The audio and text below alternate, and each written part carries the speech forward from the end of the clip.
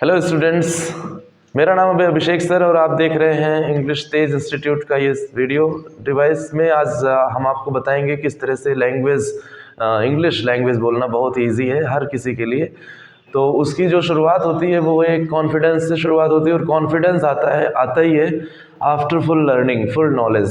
Confidence कभी भी बिना नॉलेज के नहीं आता है। तो माय फ्रेंड्स, मैं आपको बताना चाहता हूँ कि आज हम अगर कोई भी चैप्टर यहाँ पे इंग्लिश ग्रामर का लेते हैं, मान लो कि हमने टेंस लिया है, तो टेंस के जो टाइप हैं वो तीन हैं। तो सबसे पहला है हमारा जो प्रेजेंट टेंस, जो भी टाइम चल रहा है। दूसरा है पास्ट टेंस, जो टाइम बीत गया है।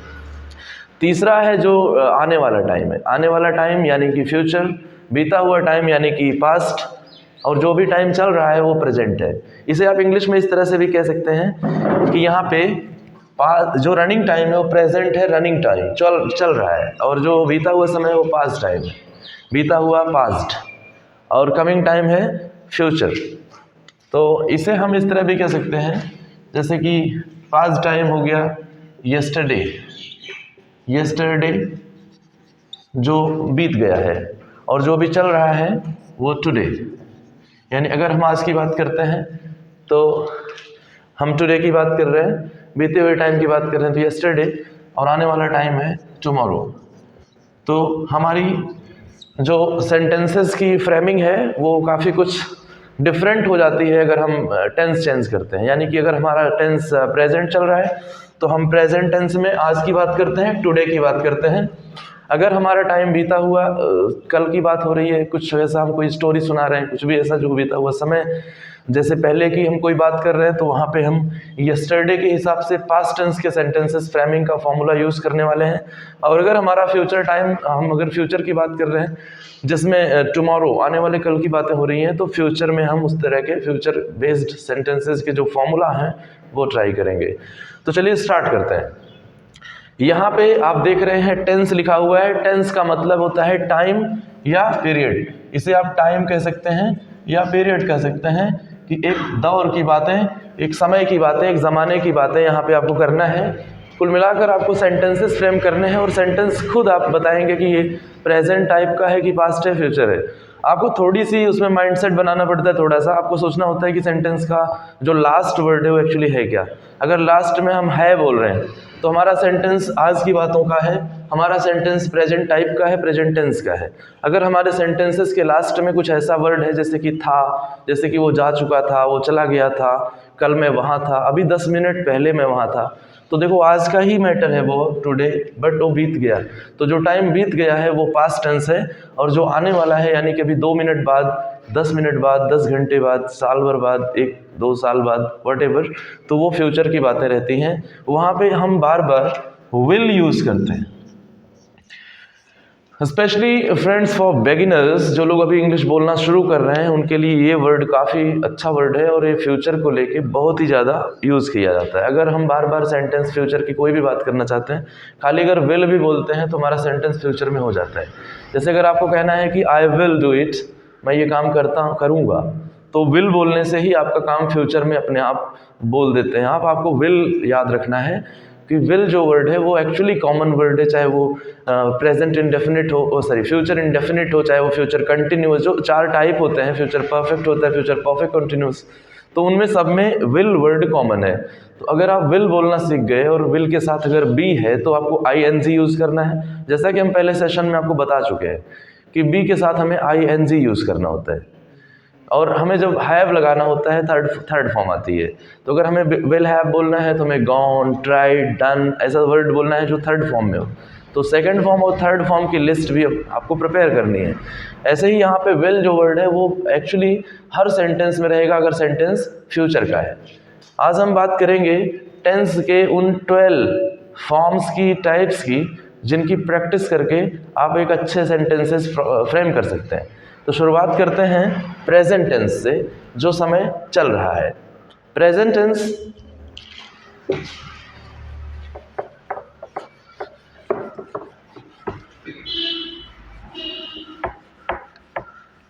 प्रेजेंट टेंस हो या पास्ट हो या फ्यूचर हो, वो एक्चुअली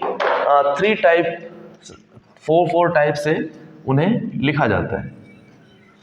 आप यहाँ देखिए प्रेजेंट टेंस, पास्ट टेंस और फ्यूचर टेंस के लिए हर एक के लिए 4 कॉलम बनाए जाएंगे।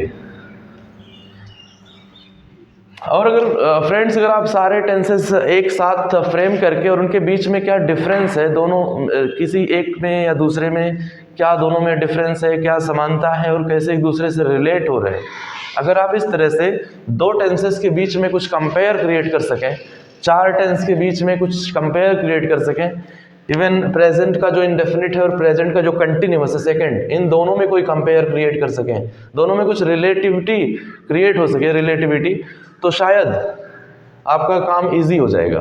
तो अगर हम बात करते हैं प्रेजेंट टेंस की, तो ये प्रेजेंट है और ये पास्ट है और ये फ्यूचर है।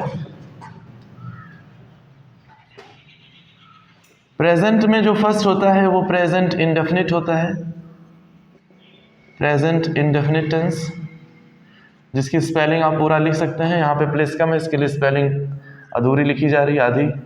यहाँ पे प्रेजेंट का सेकंड है कंटिन्यूअस टेंस और प्रेजेंट का परफेक्ट, प्रेजेंट का परफेक्ट और प्रेजेंट का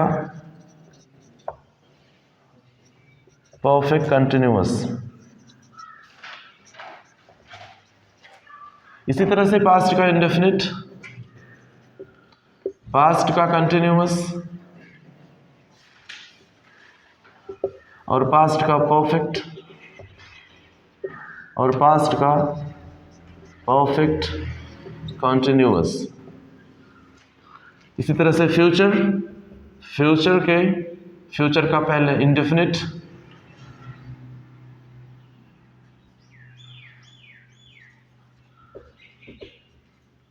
और फिर फ्यूचर का कंटिन्यूअस। इसी तरह से फ्यूचर का परफेक्ट और फिर फ्यूचर का परफेक्ट कंटिन्यूअस टेंस। यहाँ पे प्रेजेंट का इंडेफिनिट टेंस दिया हुआ है और यहाँ पास्ट का इंडेफिनिट है, फ्यूचर का इंडेफिनिट है।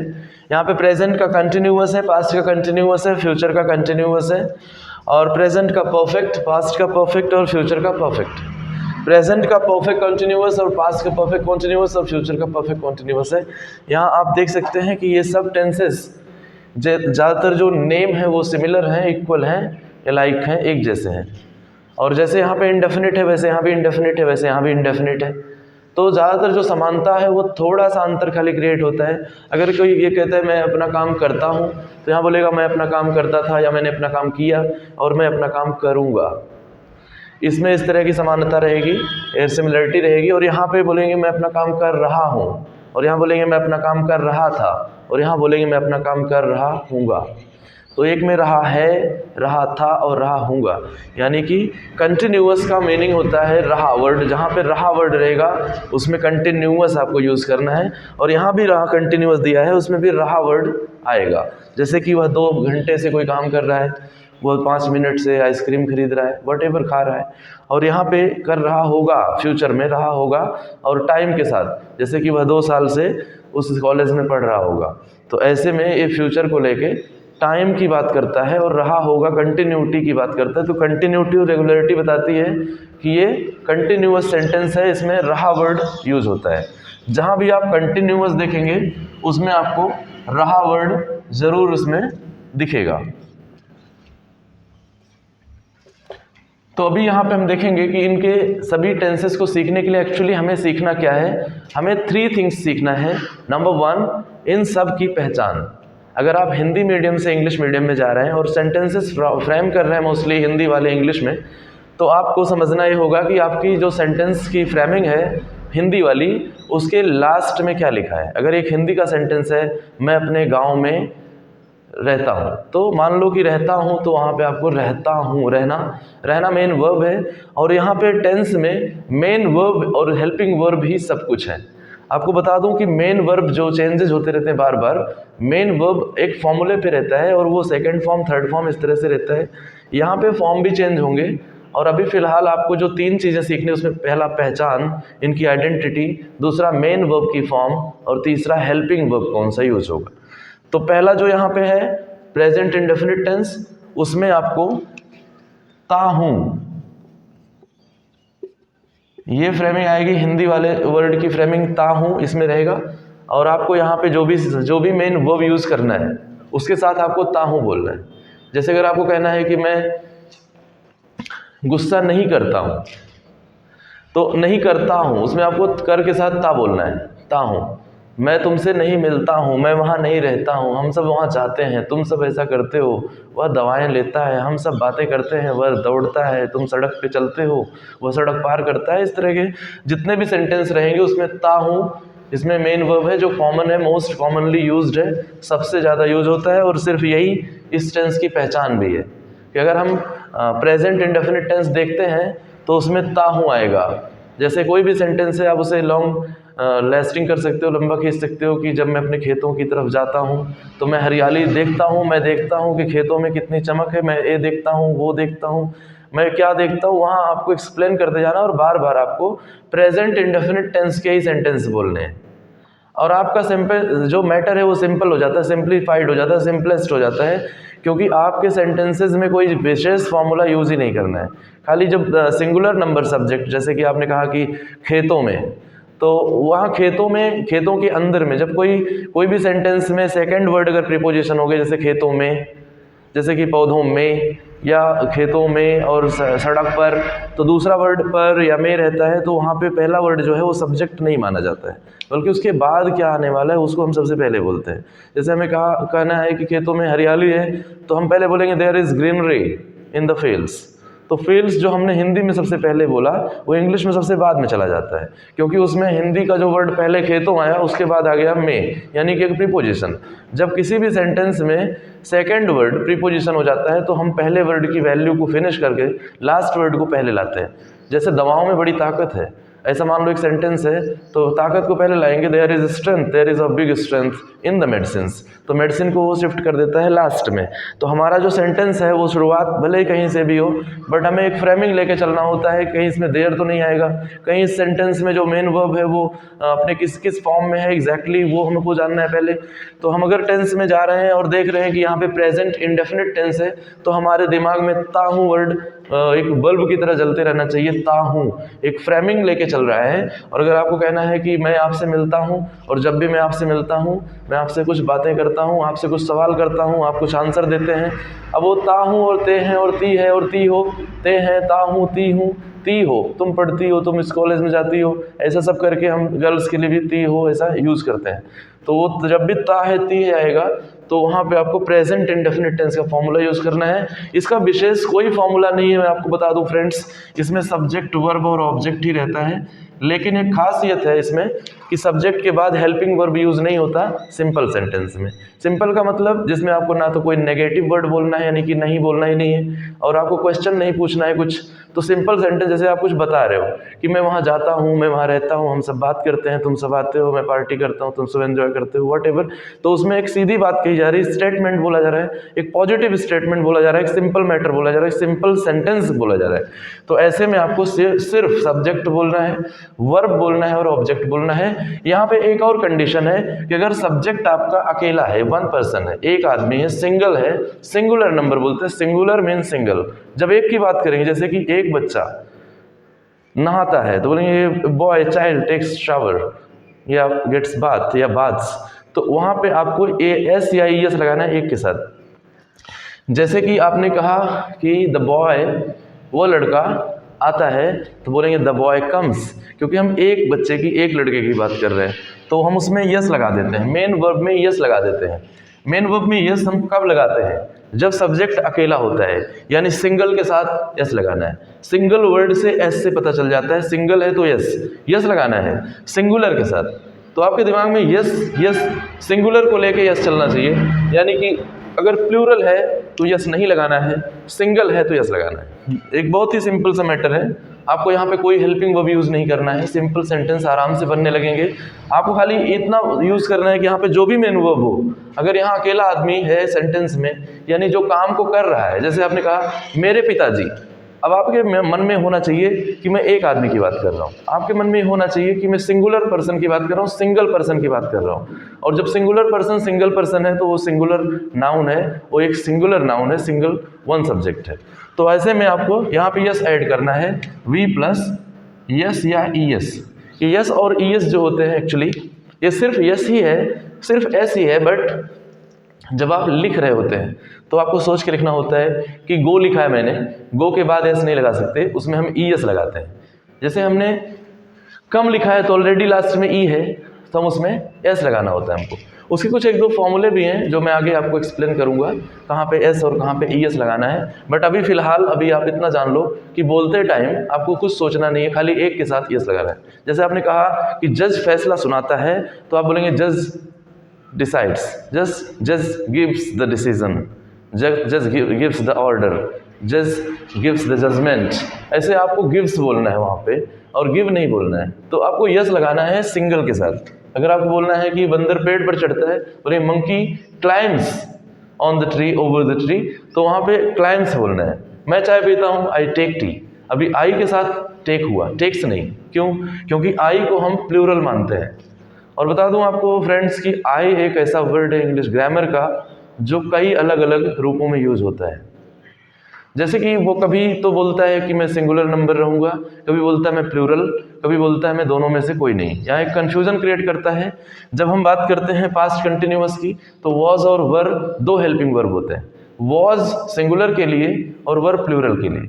तो आई जो होता है वो वॉज के साथ चला जाता है, आई वॉज, वर के साथ नहीं। वर के साथ किसी एक कंडीशन में आई यूज होता है, जब उसको कहना होता है काश मैं एक राजा होता, तो वहां पे बोल सकते हैं oh I were I be a king, were I be a king, काश मैं एक राजा होता। तो ऐसी एक कंडीशन है पूरे इंग्लिश ग्रामर की जहां पे आई के साथ वर यूज होता है। Other than that most of the sentences are just with I was. तो ऐसे में यहाँ पे आई सिंगुलर सब्जेक्ट साथ चला जाता है, सिंगुलर नंबर सब्जेक्ट बन जाता है। यहाँ पे अगर आई को देखते हैं तो यहाँ पे तीन अलग अलग हेल्पिंग वर्ब्स दिए होते हैं, एक है इज, एक है एम और एक है आर। तो यहाँ पे एम जो है वो आई का स्पेशली आई के लिए लिखा गया वर्ड है, ना तो इसके साथ आई जाएगा ना इसके साथ आई जाएगा। इसका मतलब आई जो है स्पेसिफिक अलग अलग टाइम पे अलग अलग डिमांड्स करता है।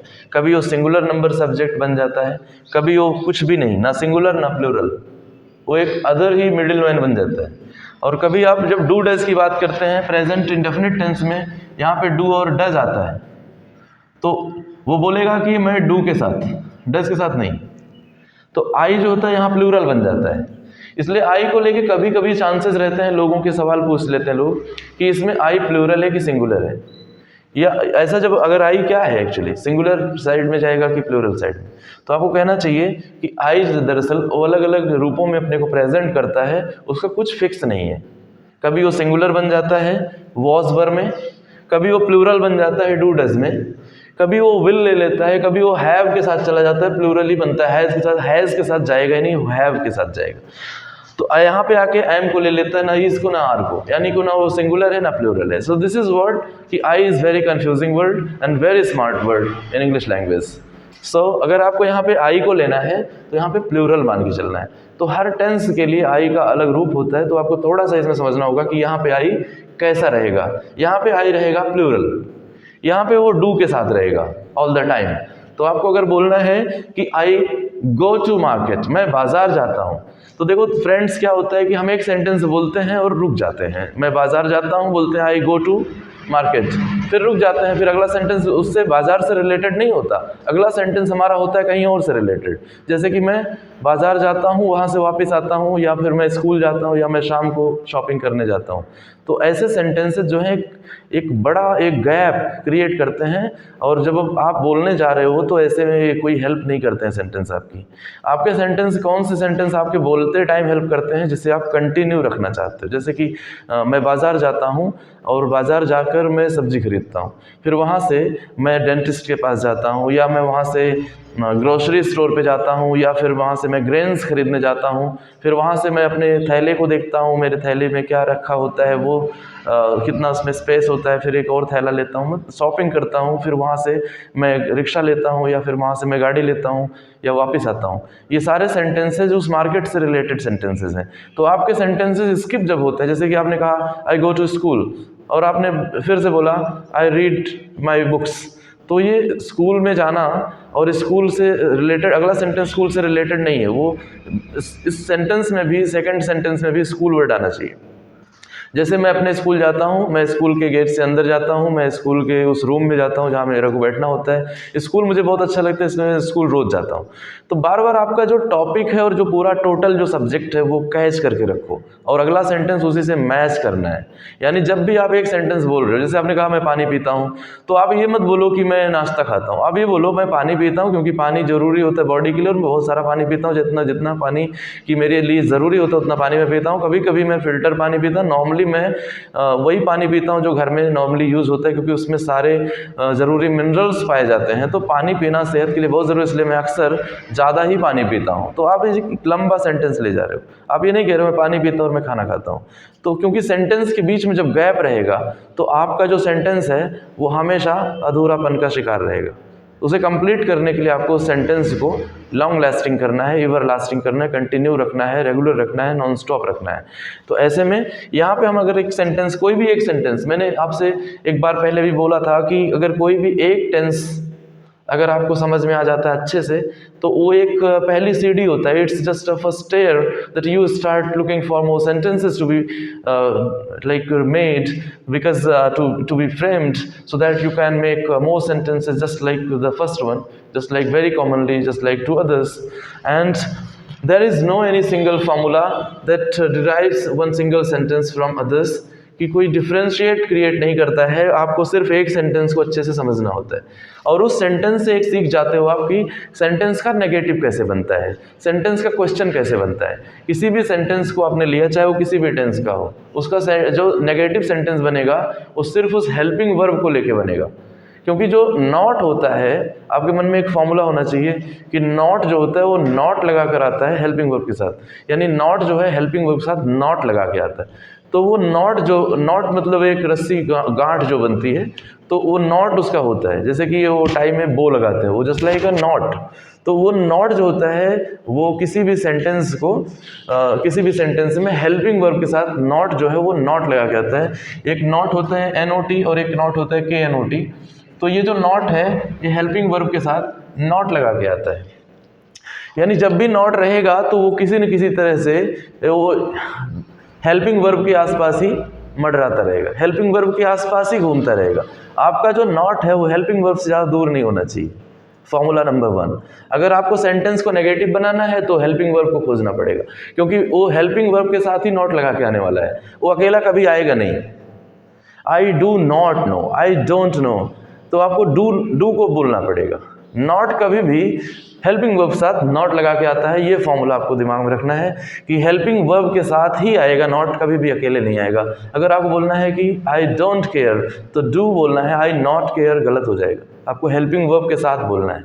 तो यहाँ पे कोई भी सेंटेंस हो किसी भी टेंस का, उसमें अगर आपको नेगेटिव बनाना है तो आपको सबसे पहले सोचना है उस सेंटेंस का हेल्पिंग वर्ब क्या है, क्योंकि जैसे ही आपको हेल्पिंग वर्ब मिलेगा तभी आप उसमें नॉट लगाओगे, नॉट का, तभी वो सेंटेंस नेगेटिव बन जाएगा। जैसे कि आपने बोला कि तुम कहाँ रहते हो, तो आपने बोला वेयर डू यू लिव, यहाँ पे क्वेश्चन वर्ड है, और क्वेश्चन वर्ड जो होता है वो भी हेल्पिंग वर्ब के साथ ही होता है। मैं आपको बता दूं, हेल्पिंग वर्ब बहुत ही बड़ा रोल प्ले कर रहा है, इसलिए इसको हेल्पिंग वर्ब बोलते हैं।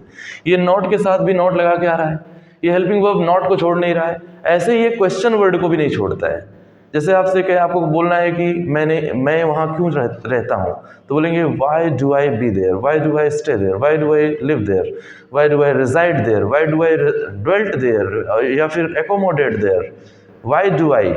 तो वाई के साथ भी डू ही आने वाला है। हम सब यहाँ क्यों आते हैं, why do we come here, तो वाई के साथ भी डू पहले आएगा, इसीलिए इसको हेल्पिंग वर्ब बोलते हैं। कई बार ये हेल्पिंग वर्ब जो है कभी मेन वर्ब के भी बहुत खास होता है, इंपॉर्टेंट होता है, हेल्प करता है उसकी भी बताने के लिए कौन सा टेंस चल रहा है। अगर कभी भी गो लिखा हुआ है उससे पहले क्या हेल्पिंग वर्ब है, विल लिखा हुआ है कि क्या लिखा हुआ है, उससे पता चलेगा कि वो कौन सा टेंस है। तो ये हेल्पिंग इसलिए होता है क्योंकि ये एक तरफ हेल्प कर रहा होता है टेंस की, एक तरफ हेल्प कर रहा है तो सब्जेक्ट की, एक तरफ हेल्प कर रहा होता है नॉट की, एक तरफ हेल्प कर रहा होता है वो मेन वर्ब की। और पूरे सेंटेंस का एक्चुअली ये यही एक सेम फ्रेम है, एक फॉर्मूला है, मेन किंग है एक तरह से। तो helping verb is the best thing and only the important and most important thing in a sentence. तो आपको हर सेंटेंस का हेल्पिंग वर्ब समझना होगा कि सेंटेंस का क्या पूरा भाव है, वो एक्चुअली उसका हेल्पिंग वर्ब होता है। जैसे वो मेन वर्ब सब में आती है, कॉमन रहता है, बट हेल्पिंग वर्ब सब में कॉमन नहीं रहता। हेल्पिंग वर्ब हर सेंटेंस का अलग होता है। यहाँ आप देख रहे हैं एक सेंटेंस, यहाँ पे प्रेजेंट इंडेफिनिट टेंस है सिंपल सेंटेंस में, और मेन वर्ब में एस या ई एस लगा हुआ है। अगर आप यहाँ पे कोई भी एक सब्जेक्ट लेते हैं, जैसे कि वो चाहे सिंगुलर हो चाहे प्लूरल, तो हम बात करेंगे सिंगुलर या प्लूरल की। सिंगुलर और प्लूरल क्या है उसे समझते हैं।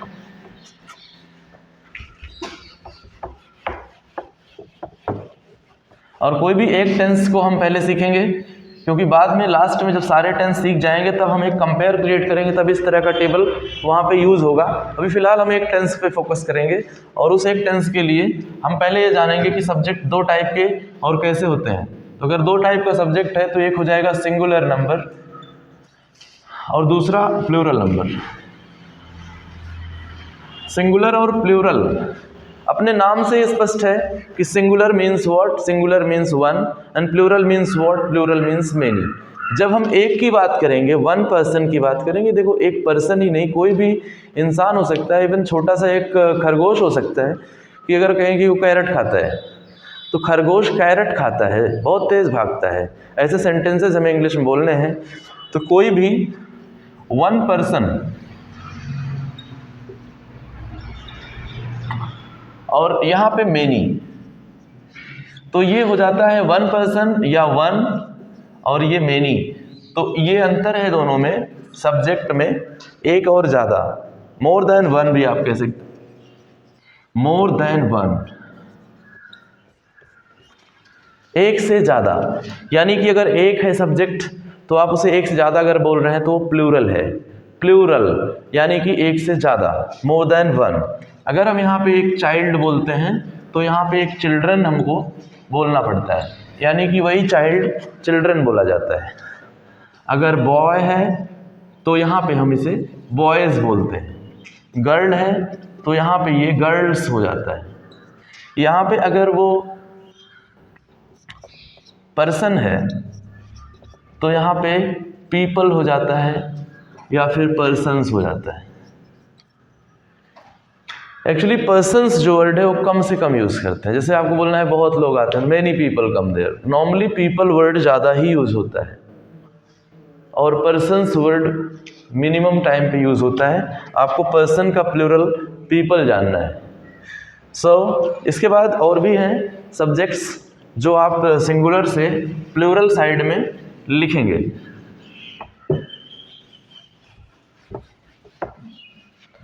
जैसे कि एक यहाँ पे सब्जेक्ट दिया हुआ है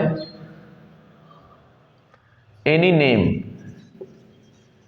अब आप एनी नेम, ये जो होता है सिंगुलर होता है। एनी नेम, नेम किसी का एक का ही नेम रहेगा। आप कोई भी नाम लिखते हो, मान लो आपने लिख दिया है राजीव। अब राजीव कोई एक व्यक्ति का नाम है, ओनली वन पर्सन। तो जब हम एक पर्सन की बात करेंगे तो वो सिंगुलर, और ज़्यादा लोगों की बात करेंगे तो वो प्लूरल। ये अंतर होता है एक से ज़्यादा में सिंगुलर और प्लूरल का। और बता दूं आपको कि हर टेंस में जितने भी टेंस, अभी एक्चुअली 12 टेंसेज अभी जस्ट हमने लिखा था, 12 टेंस में चाहे वो प्रेजेंट इंडेफिनिट हो, चाहे वो प्रेजेंट कंटिन्यूअस हो, चाहे वो प्रेजेंट परफेक्ट हो, चाहे प्रेजेंट परफेक्ट कंटिन्यूअस हो, इन सब में एक से ज़्यादा हेल्पिंग वर्ब यूज़ होते हैं। जैसे कि प्रेजेंट इंडेफिनिट में 2 यूज़ होते हैं, डू और डज। प्रेजेंट कंटिन्यूअस में 3 यूज़ होते हैं, is, am, are. Present perfect में भी 2 यूज़ होते हैं, हैज़ और हैव। प्रेजेंट परफेक्ट कंटिन्यूअस में हैज़ और बीन, और been, have been, has been use होते हैं।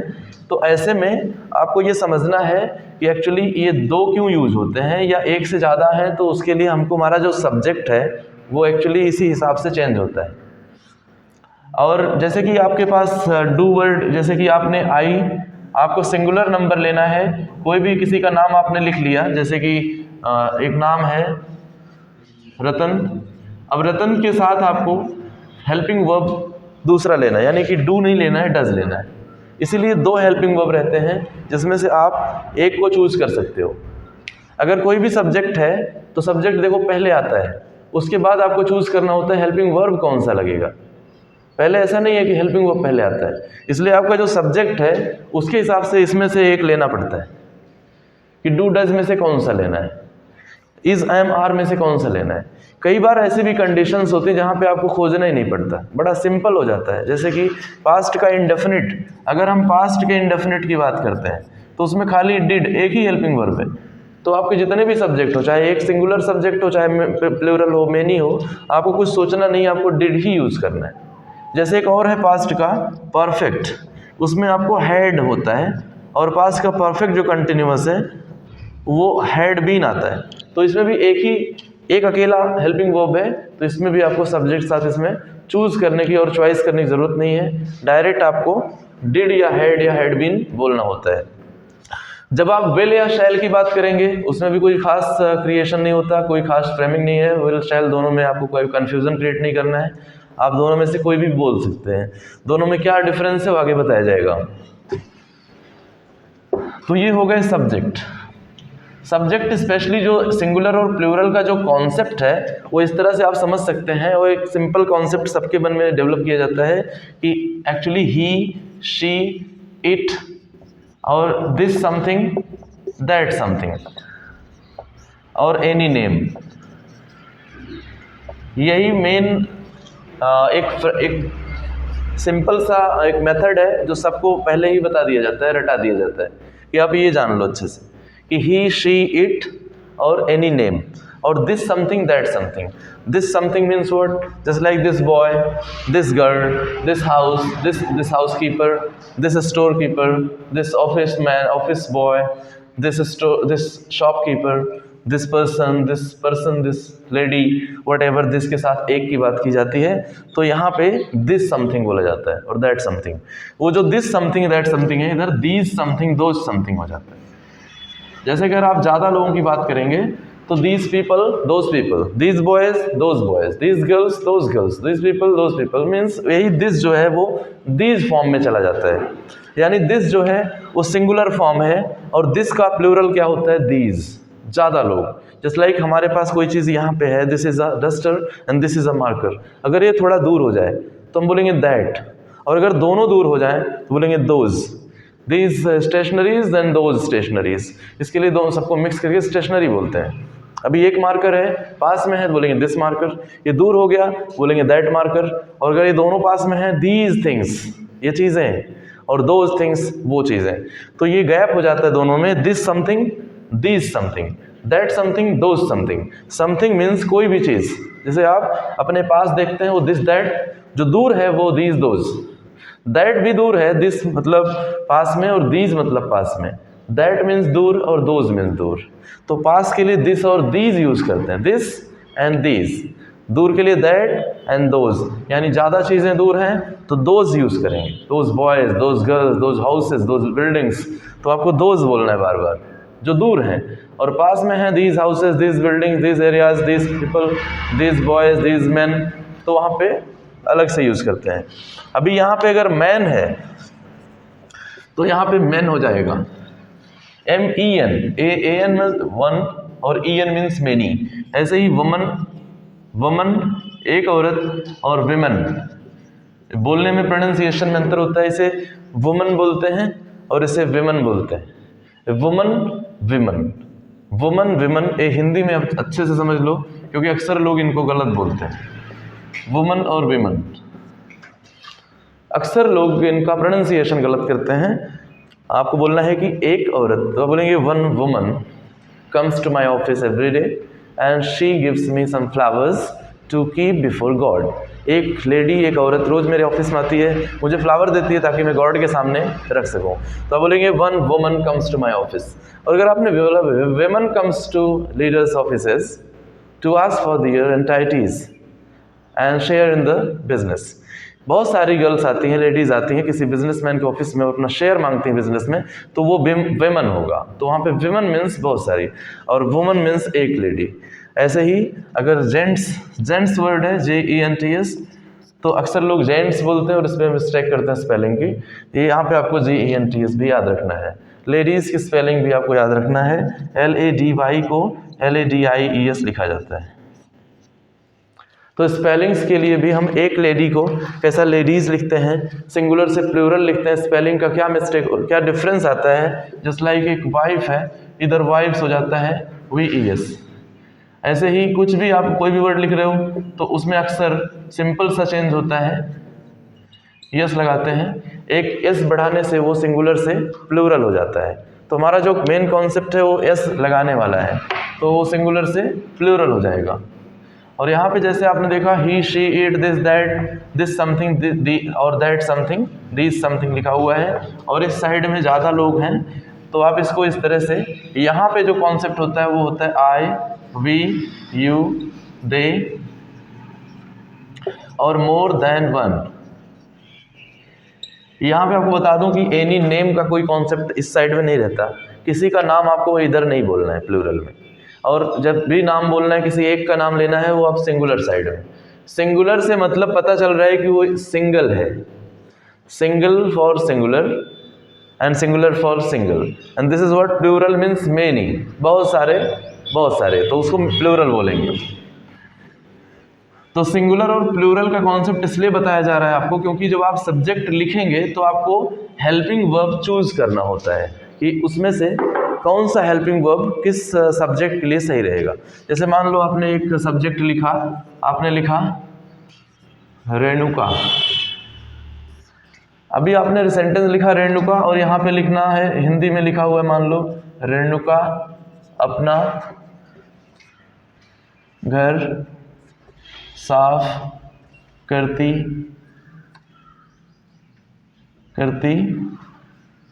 है। ये सेंटेंस में आप देख रहे हैं लास्ट में ती है लिखा हुआ है। जब किसी सेंटेंस के लास्ट में ती है लिखा है तो ये सीधी सी बात है कि ये प्रेजेंट का इंडेफिनिट सेंटेंस है जिसमें ती है आ रहा है। तो ती है से पता चल रहा है प्रेजेंट इंडेफिनिट। तो आप सबसे पहले अपना माइंड सेट क्लियर करके यहाँ पे प्रेजेंट का इंडेफिनिट ये शॉर्ट में लिख लें। अब इसके बाद आपका मन एक क्लियर कॉन्सेप्ट इसी कॉन्सेप्ट रहेगा कि बस इसी का फॉर्मूला यूज़ करना है। इसका फॉर्मूला क्या होता है, सब्जेक्ट वर्ब ऑब्जेक्ट। अगर ये सिंगुलर नंबर सब्जेक्ट है तो इसमें यस या यस ऐड करना होता है, और इसमें हेल्पिंग वर्ब यूज़ नहीं करना है अगर सिंपल सेंटेंस है। सिंपल सेंटेंस क्या होता है, जिसमें कहीं नहीं लिखा हो, नॉट ना लिखा हो, और क्वेश्चन वर्ड यहाँ पे क्वेश्चन मार्क ना लगाओ, उसे कहते हैं सिंपल सेंटेंस। तो ये सिंपल सेंटेंस है और इसलिए इसमें कोई हेल्पिंग वर्ब कुछ यूज़ नहीं होने वाला है। आपको खाली सब्जेक्ट लिखना है। सब्जेक्ट का मतलब जिसकी बात हो रही है, सबसे पहले रेणुका आपने लिखा, उसके बाद है वर्ब। वर्ब जो है यहाँ पे, वर्ब का मतलब वर्क, काम कौन सा हो रहा है। जैसे अपना घर साफ करना, तो यहाँ पे ना तो घर काम है ना अपना काम है, साफ करना एक काम है। तो सबसे पहले उसे लिखेंगे क्लीन। अब देखो यहाँ पे बता रहे हैं कि अगर एक आदमी सिंगुलर नंबर रहेगा तो यस लगा देंगे, तो इसमें आप यस लगा दो। रेणुका क्लीन्स अब अपना घर, अब आप लिखेंगे हर हाउस। वो अपना घर साफ करती है इसलिए हर हाउस। अगर वो किसी और का घर साफ करती है तो his house, another people's house, my house, जिसका भी होता है तो यहाँ पे उसको लिखते हैं। वो चूंकि अपना घर साफ कर रही है तो शी के लिए हर आता है। ऐसे जैसे शी के लिए हर, ऐसे ही आई के लिए माई। अगर आप यहाँ पे आई लिखा होता तो यहाँ पे माई लिखना पड़ता कि मैं अपना घर साफ करता हूँ, तो आई के लिए माई हो जाता है। यू अगर इधर सब्जेक्ट रहता तो उधर योर हो जाता, यू क्लीन योर हाउस। अगर यहाँ पे दे होता, दे क्लीन, तो दियर हाउस। अगर यहाँ पे वी होता तो वी क्लीन आवर हाउस। यहाँ पे ये समझना होता है कि मैं मेरा, तुम तुम्हारा, वो उसका, वो उसकी, हम सब के अपने, और तुम सब के। तो वहाँ पे आपको ऑब्जेक्टिव केस इसको एक्चुअली बोलते हैं, सब्जेक्टिव का ऑब्जेक्टिव केस में।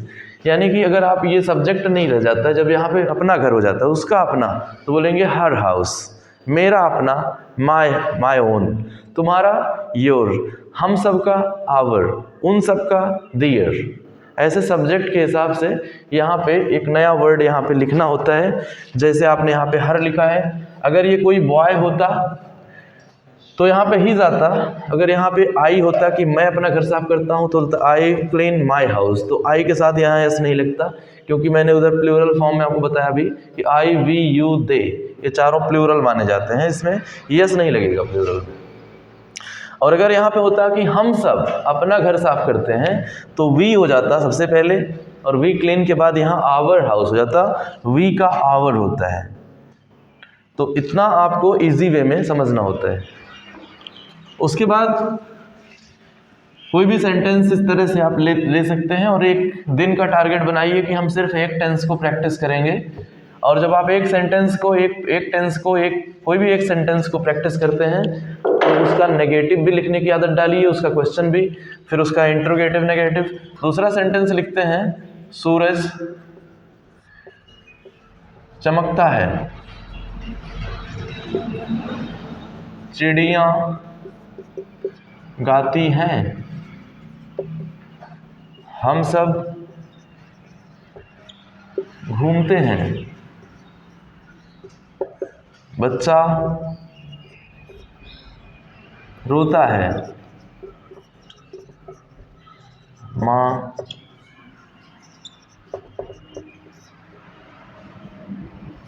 बच्चे को खाना देती है,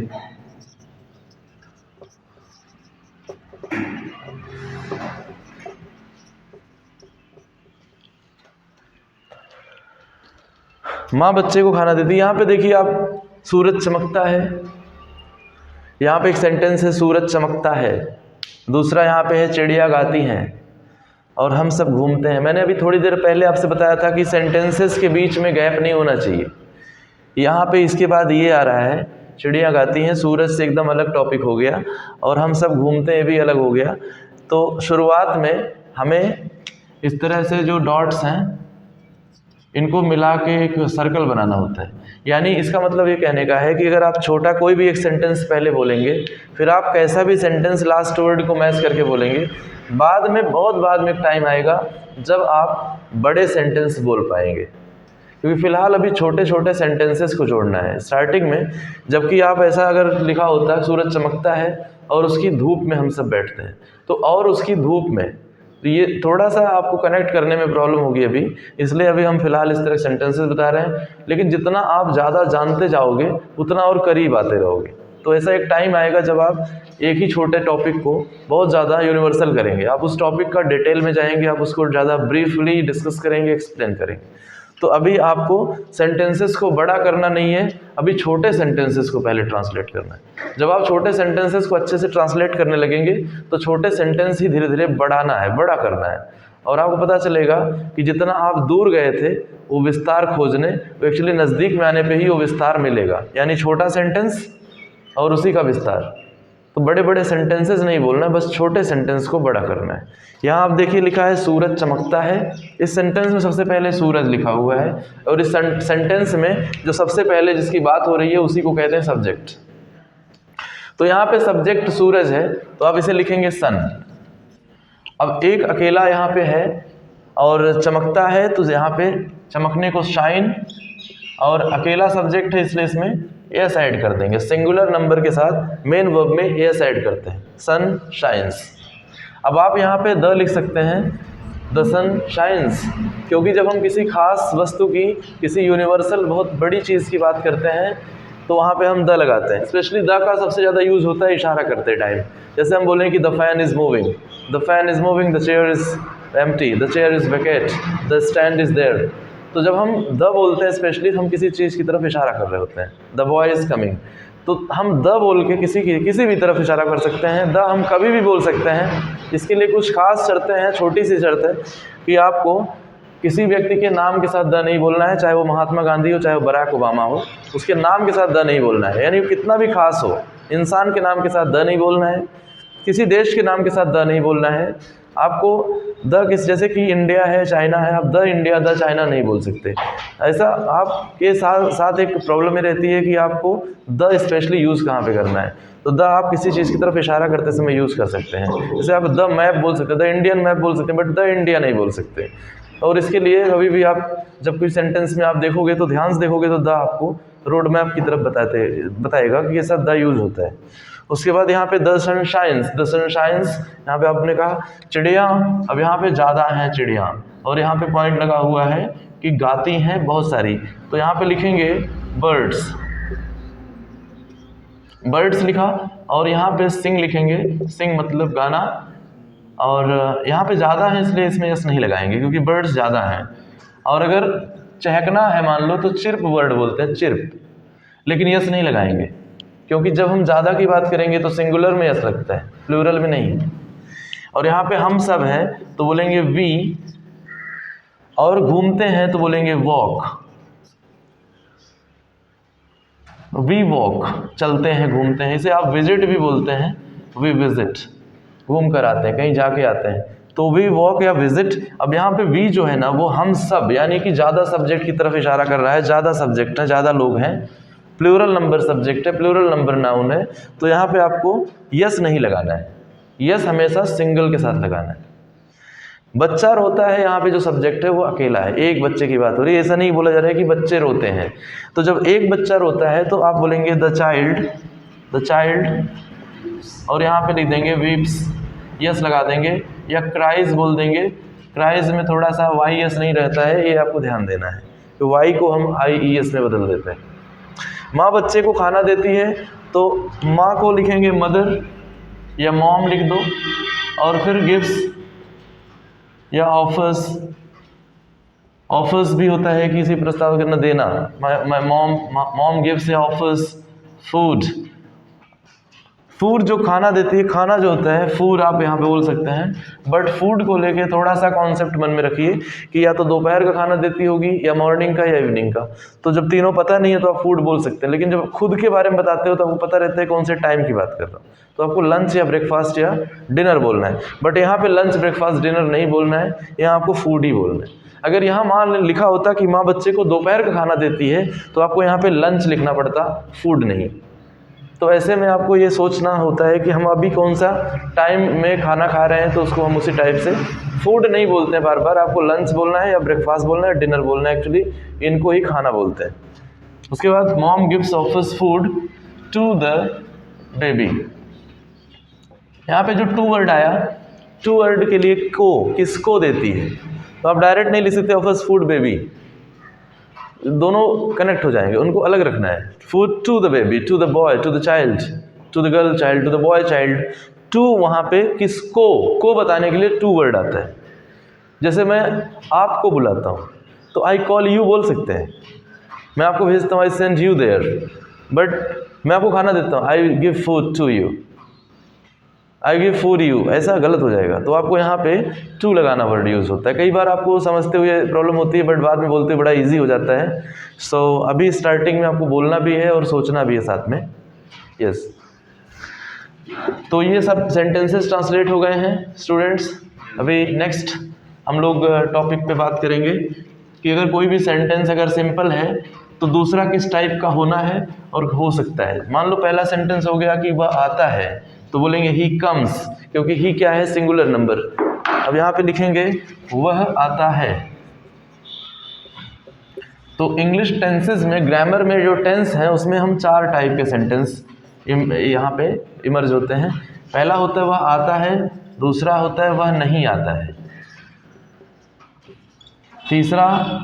तीसरा जो होता है वो क्वेश्चन होता है, वह कब आता है, वह कब, कैसे, कहाँ, किसके साथ। ये सब वर्ड जो हैं ये क्वेश्चन वर्ड हैं, क्यों, और फिर आता है। तो यहाँ पे कोई भी क्वेश्चन इस तरह का क्रिएट हो सकता है।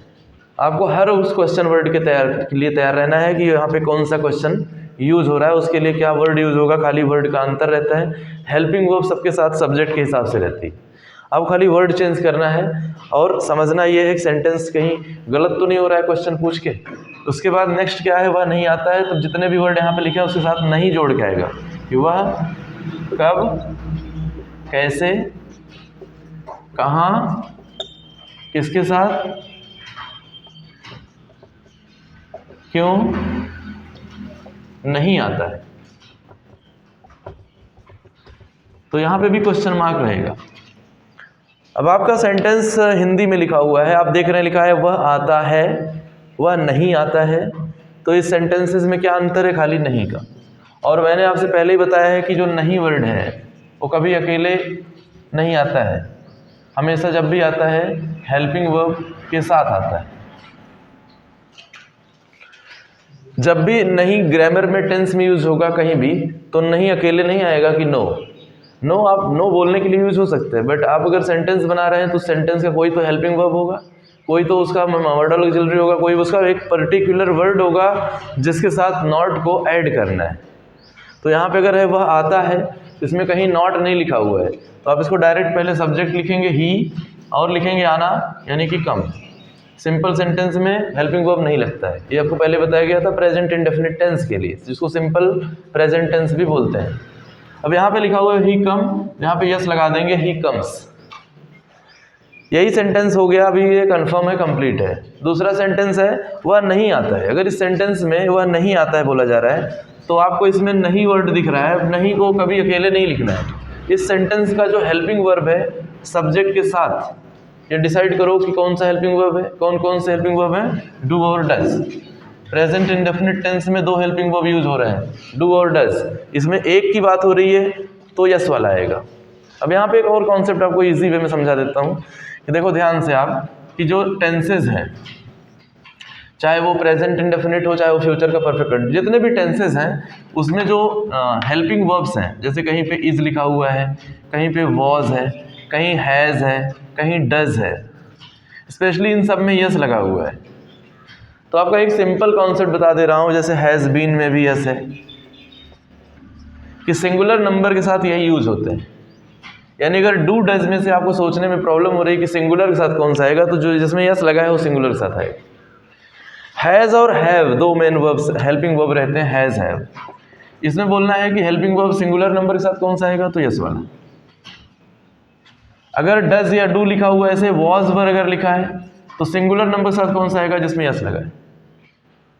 आपको छोटी सी समझ खाली बनानी है कि सिंगुलर नंबर सब्जेक्ट के साथ जिसमें यस लगा है वो वाला आएगा। इज है, यस उसमें है, वॉज में भी यस है, हैज़ में भी यस है, डज में भी यस है, हैज़ बीन में भी यस है। ये सब सिंगुलर नंबर के साथ यूज होंगे। आपका कॉन्सेप्ट काफ़ी हद तक क्लियर हो जाता है। कहीं कहीं ऐसा है जैसे खाली डिड है, जैसे कहीं कहीं ऐसा खाली हैड है, उसमें आपको सोचना ही नहीं है, उसमें एक ही हेल्पिंग वर्ब है, तो आप उसको चाहे सिंगुलर के साथ यूज़ करो, चाहे प्लूरल के साथ यूज़ करो। अदरवाइज जहाँ पे प्रॉब्लम, जैसे विल शैल है, उसमें आप कोई भी यूज़ कर सकते हो कहीं भी। उसमें कुछ मान्यताओं के अनुसार आपको ट्रांसलेट करना होता है, जैसे विल शैल में कुछ कन्फ्यूज़न होती है, वो आपको बाद बताया जाएगा श्योरिटी को लेके। तो यहाँ पे आपको ये देखना है कि इसमें यस है, और वो जिसमें यस है वो सिंगुलर के साथ जाएगा, समझ गए। उसके बाद नेक्स्ट यहाँ पे जैसे कि वह नहीं आता है, तो आपको सिंगुलर अकेला आदमी ये डज के साथ रहेगा, यस लगा है इसमें, देखो सिंगुलर के साथ यस वाला, तो आप लिखेंगे ही डज नॉट। देखिए हम लोग कभी कभी ऐसे स्टूडेंट्स को, ऐसे क्राउड को सिखा रहे होते हैं जिनको एकदम कुछ भी इंग्लिश में नहीं आता है, तो उनके लिए एक सिंपल से आइडिया देना बहुत ज़रूरी होता है, ताकि वो शुरू कर सकें। जब एक बार स्टार्ट करेंगे उनको लगेगा यार सिंगुलर नंबर के साथ ही सर ने बताया था यस वाला आएगा, तो उनका कॉन्सेप्ट एकदम क्लियर रहता है। इसके लिए हम इनको ऐसे सिंपल वेज में आपको सिंपलेस्ट ट्रिक से और मैनर से बता रहे हैं, जिससे आपको डज लगाने में प्रॉब्लम ना हो। अगर हम एक की बात कर रहे हैं तो यस वाले को, सिंगल वाले को यस लगा दो, तो ही डज हो गया, ही डज नॉट, और इसमें भी यस लगेगा क्योंकि ये एक है, जब एक रहेगा तो यस लग जाएगा। इसमें यस यस बहुत ही बड़ा एक रोल प्ले कर रहा है। आप देखो जहाँ जहाँ यस है वो सिंगुलर नंबर साथ है, यस। यहाँ पे भी मेन वर्ब में यस लगाना है जब सिंगुलर नंबर सब्जेक्ट हो, तो सिंगुलर नंबर सब्जेक्ट वो सिंगल एक के साथ यूज होने वाला है, गॉट इट। अब यहाँ पे है ही डज नॉट, और यहाँ पे मेन वर्ब में कुछ भी ऐड नहीं करना है। यहाँ पे मेन वर्ब में खाली यस यस हटाना है, क्योंकि यहाँ पे डज नॉट आ गया ऑलरेडी। इस डज से जो यस है, इससे पहचान हो रही है कि सेंटेंस जो है वो सिंगुलर नंबर सब्जेक्ट का है और नेगेटिव सेंटेंस है, तो यहाँ पे मेन वर्ब में कोई भी यस नहीं लगेगा। जैसे कि ऊपर लगा हुआ है मेन वर्ब में यस, तो यहाँ पे कम्स लिखा हुआ है, बट यहाँ पे खाली कम रहेगा, यस नहीं लगेगा, क्योंकि यहाँ पे यस ऑलरेडी लग चुका है डज में। इसकी एक पहचान यहाँ पे यस की है। यहाँ पे है वह कब, कैसे, कहाँ, किसके साथ, क्यों आता है, इन सबको अलग अलग सेंटेंस बना के लिखना होता है, एक साथ सबको नहीं लिख सकते। तो जैसे मान लो कि यहाँ पे है वह कब आता है, वह कब आता है, तो सेंटेंसेस के बीच में आपको यहाँ पे क्वेश्चन सेंटेंस जो है वो थोड़ा सा डिटेल में समझना होता है, क्योंकि जब आप एक बार क्वेश्चन सेंटेंस बनाना सीख जाते हैं तो फिर आपको चाहे जो सा टेंस हो आप उसका क्वेश्चन बना सकते हैं, कोई भी टेंस हो आप उसका क्वेश्चन बना सकते हैं। तो पहले मान लो कि हमने एक सेंटेंस लिखा, क्वेश्चन सेंटेंस, वह क्यों आता है। एक सेंटेंस है, वह क्यों आता है। अब इसका हमें सेंटेंस को क्वेश्चन बनाना है, क्वेश्चन सेंटेंस है ये ऑलरेडी, इसका इंग्लिश में बनाना है। तो आपको सबसे पहले देखो कि जो क्वेश्चन वर्ड है, यानी जो क्वेश्चन वर्ड है वो कहाँ पे है, बीच में है। तो सेंटेंसेस जो होते हैं वो स्टूडेंट्स दो तरह के होते हैं, ध्यान से देखिएगा। जो क्वेश्चन सेंटेंस रहेंगे वो दो टाइप के होंगे। एक में सबसे पहले क्वेश्चन वर्ड आएगा, फिर पूरा सेंटेंस रहेगा, फिर क्वेश्चन मार्क आएगा। क्वेश्चन वर्ड के लिए इसको ऐसा दिखाया जा रहा है। दूसरे में क्वेश्चन वर्ड कहीं भी बीच में हो सकता है और लास्ट में क्वेश्चन मार्क तो रहेगा ही। क्वेश्चन वर्ड बीच में या क्वेश्चन वर्ड सबसे पहले, क्या, क्यों, कहाँ, कैसे, कब, किसको, कितना, कितनी दूर, कितना लंबा, कितना सहारा, ये कितना, ये आप जब भी अगर बीच में बोला जा रहा है तो बीच में बोला जाएगा तो हिंदी में तो इंग्लिश में सबसे पहले आएगा। और अगर सबसे पहले बोला गया हिंदी में तो ये लिखा ही नहीं जाएगा, बल्कि इसकी जगह पे हेल्पिंग वर्ब, जो सेंटेंस का हेल्पिंग वर्ब है, यानी कि लास्ट वर्ड क्या बता रहा है, कौन सा टेंस की तरफ इशारा कर रहा है, उसका जो हेल्पिंग वर्ब है सबसे पहले लिखा जाएगा। तो इसको अभी एक हिंदी सेंटेंस के जरिए समझते हैं। जैसे है कि वह क्यों आता है, ये भी एक सेंटेंस लिखा गया था, वह क्यों आता है। अब इस सेंटेंस में आप देखो कि यहाँ पे क्यों जो वर्ड है वो बीच में है, और जब क्यों, कहाँ, कैसे, कब, किसको, कितना या क्या बीच में रहता है तो उसको सबसे पहले लाया जाता है। और ये कभी भी अकेले नहीं आता है, जब भी आता है अपने हेल्पिंग वर्ब के साथ आता है। तो आपको इसमें वाई लिखा, आपने वाई मतलब क्यों। अब आपका एक सेंटेंस सिंगुलर नंबर सब्जेक्ट है, प्रेजेंट इंडेफिनिट टेंस है, तो इसमें डू या डज में से कौन सा लेना है, सिंगुलर नंबर है, सिंगल है तो डज लेना है। अब आप लिखेंगे वाई डज, और इसके बाद आएगा ही और कम लिखेंगे। इसमें अब फिर से यस नहीं लगाएंगे, क्योंकि एक बार इसकी पहचान के लिए यस ऑलरेडी आ चुका है।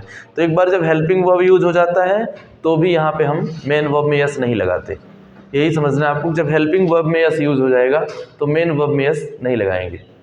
Got it? अब दूसरा सेंटेंस है, वह क्यों नहीं आता है।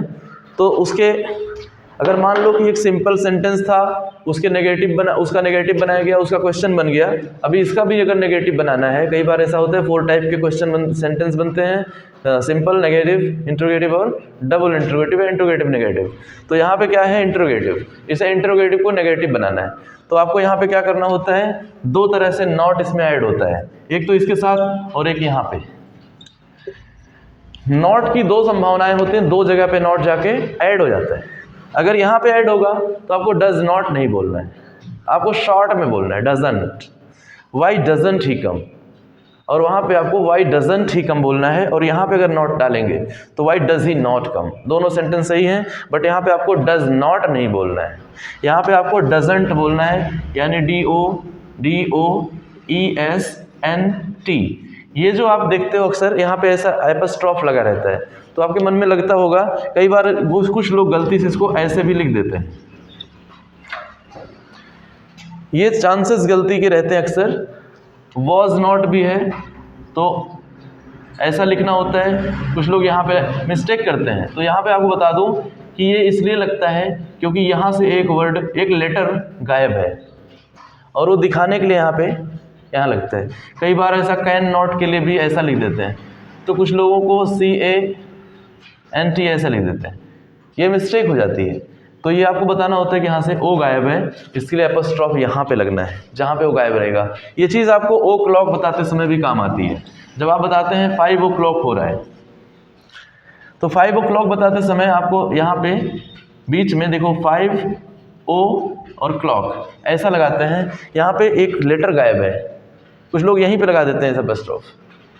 यहाँ पे एपस्ट्रॉफ नहीं लगाना है, आपको लिखना है 5 और छोटा सा और यहाँ पे क्लॉक लिखना है, तो ये सही रहता है। अब आपको क्यों यहाँ पे लगाना है, क्योंकि ये ऑन क्लॉक था, ये जो वर्ड है वो क्लॉक, ये ऑन क्लॉक है, यानी ऑन क्लॉक घड़ी पर 5 बज रहे, तो इसलिए ऑन क्लॉक में से एन को गायब किया गया है, इसलिए यहाँ पे ऐसा ओ क्लॉक लगता है। अभी बहुत लोगों को ये पता नहीं रहता है और यहाँ पे लगा देते हैं, यहाँ पे 6 o'clock ऐसे लिख देते हैं, तो ये मिस्टेक हो जाती है। यहाँ पे आपको लिखना है और ये हमेशा साइज में थोड़ा बड़ा रहेगा वो क्लॉक। तो अभी यहाँ पे इस तरह से वह क्यों आता है हो गया, तो वाई डज ही कम, वह क्यों नहीं आता है, why doesn't he come, why doesn't he come. और डजंट जो होता है डजंट, तो वो डजंट की जगह आपको डजंट नहीं बोलना होता है, डजन बोलने की आदत डालें, डजन ही कम, वाई डजन ही कम। तो यहाँ पे टी को साइलेंट लेके चलना होता है। Next word is what, next sentence is वह कब आता है, तो यहाँ पे व्हेन आ जाएगा, व्हेन डज ही कम। आपको कुछ करना नहीं, खाली यहाँ पे व्हेन बोलना है। वह कैसे आता है, हाउ डज ही कम। वह किसके साथ आता है, विद हुम डज ही कम। आपको क्या करना है, ये पूरा कॉमन रखना है हर सेंटेंस के लिए, खाली आपको क्वेश्चन वर्ड चेंज करना है, क्योंकि क्वेश्चन वर्ड के अलावा पूरी फ्रेमिंग सेम रहती है, कोई क्वेश्चन कुछ प्रॉब्लम नहीं रहती, कोई चेंजेस नहीं है, खाली आपको यहाँ पे क्वेश्चन वर्ड में चेंजेस लाने होते हैं। जैसे वह किस लिए आता है, तो वहाँ पे वाई या क्यों, किस लिए, कैसे, ये हो गया। वह कितने बजे आता है, मान लो वह कितने बजे आता है, तो एट वॉट टाइम, फिर आएगा does he come. At what time यहाँ पे खाली लिखना है, कितने बजे को बोलेंगे at what time, good morning, तो कितने बजे आता है बोलेंगे at what time does he come. So इस तरह से आप एक सिंपल सेंटेंस को नेगेटिव क्वेश्चन और क्वेश्चन नेगेटिव बना सकते हैं। अब वो चाहे किसी भी टेंस का हो, अगर आपको फ्रेमिंग पता है, अगर आपको उसका हेल्पिंग वर्ब पता है, तो वो सेंटेंस इमीडिएटली आप ट्रांसलेट कर देंगे। Got it? ओके। तो जैसे मान लो कि आप प्रेजेंट इंडेफिनिट टेंस अच्छे से सीख गए हैं, तो आपके पास अब ज़रूरत रहती है दो चीज़ों की, बहुत सारे सब्जेक्ट्स की और बहुत सारे मेन वर्ब्स की। जैसे बच्चे इतिहास पढ़ते हैं, बच्चे इतिहास पढ़ते हैं, तो बोलेंगे चिल्ड्रन स्टडी हिस्ट्री। ओके, इसका नेगेटिव कैसे बनेगा? अब अपने मन में देखो क्या होता है, brain canvas is the biggest and the best canvas. Brain canvas, canvas means what, this is canvas, जिस पे आप ड्राइंग बना रहे होते हो, वो ट्राइपॉड आपको पता होगा। वो कैनवस पे, ब्रेन कैनवस पे, ब्रेन बोर्ड पे स्टडी 3 तरह से होती है, 3 बी से। पहला है ब्रेन, दूसरा है बुक और तीसरा है बोर्ड। तो ब्रेन, बुक एंड बोर्ड, अगर हम सबसे पहले बुक से पढ़ते हैं, बोर्ड से पढ़ते हैं सबसे पहले, नर्सरी से 12th तक, नर्सरी टू 12th, फिर हम बुक से पढ़ते हैं, मीन्स हमको बुक तब समझ में आने लगती हैं, तब हमको बुक की ज़रूरत समझ में आती है, तब हमारे पास बहुत सारी अपनी फेवरेट बुक्स हो जाती हैं। Yes sir, got it? क्योंकि नर्सरी से 12th तक हम बोर्ड पे ही पढ़ते हैं, जो जितना पढ़ाया गया बोर्ड पे उतना अपनी कॉपी में होता है, उतना अपने बुक में होता है, उतना ही याद होता है। लेकिन बाद में हमें बुक्स की आदत पड़ती है, फिर हमें लगता है कि बुक्स से हम ज़्यादा पढ़ सकते हैं, बुक्स हमारी फेवरेट होती हैं, हमारे पास अच्छे फ्रेंड की तरह होती हैं, बुक्स एक टीचर है, बुक्स बुक नहीं बल्कि ये खुद एक गुरु है। Got it? जिसकी बुक हम पढ़ रहे हैं मतलब उससे हम बात कर रहे हैं। ऐसा लगता है कि I am not reading a book of a writer, but I am talking directly by sitting before him and I am talking to him personally. ऐसा लगता है कि बुक नहीं पढ़ रहा हूँ बल्कि उनके सारे थॉट्स मेरे मन में आ रहे हैं और उनसे शेयर हो रहे हैं। यस, तो ये बुक का ज़माना बाद में आता है आफ्टर 12th, और ये ब्रेन जो है पूरी लाइफ आपको ट्रेनिंग देता है। तो मुझे लगता है कि आप अपने मन में ही सेंटेंसेस को ट्रांसलेट करें, जहाँ पे आप बाद में करने वाले हैं फ्यूचर में, क्योंकि फ्यूचर में आप कुछ भी लिख के बोलेंगे नहीं, आपको जो सुनेंगे वही बोलेंगे, आप जो सुन के सीखेंगे, आप देख के सीखेंगे। इसलिए इंग्लिश लैंग्वेज के लिए आप पूरी लाइफ इंग्लिश बोलना है, तो आप अपने ब्रेन में सेंटेंसेस ट्रांसलेट करिए। हमेशा सोचते रहिए चिड़िया कैसे उड़ती हैं, तो आपको इंग्लिश में पूछो उससे अपने आप से कि कैसे ट्रांसलेट होगा। How do birds fly, how do birds fly, how bird flies होगा, रॉन्ग हो गया, हाउ बर्ड फ्लाई हो गया, रॉन्ग हो गया, how does bird fly, wrong हो गया, क्योंकि बहुत सारी बर्ड्स हैं, तो बोलेंगे हाउ डू बर्ड्स फ्लाई। अगर एक बर्ड कैसे उड़ती है, बोलेंगे how does a bird flies, fly not flies. Simple sentence में फ्लाइज आएगा, क्वेश्चन में सिर्फ फ्लाई आएगा। तो कल हम इस तरह का एक टेस्ट यहाँ पे रखेंगे, जिसमें हम क्वेश्चन आंसर बहुत सारे प्रैक्टिस करेंगे, सेंटेंसेस ट्रांसलेट करेंगे और ऑप्शन वाइज सेंटेंसेस ट्रांसलेट करेंगे। आज के लिए इतना ही। Thank you so much for watching this video and keep connecting to me on my YouTube channel English Stage Institute. Thank you so much.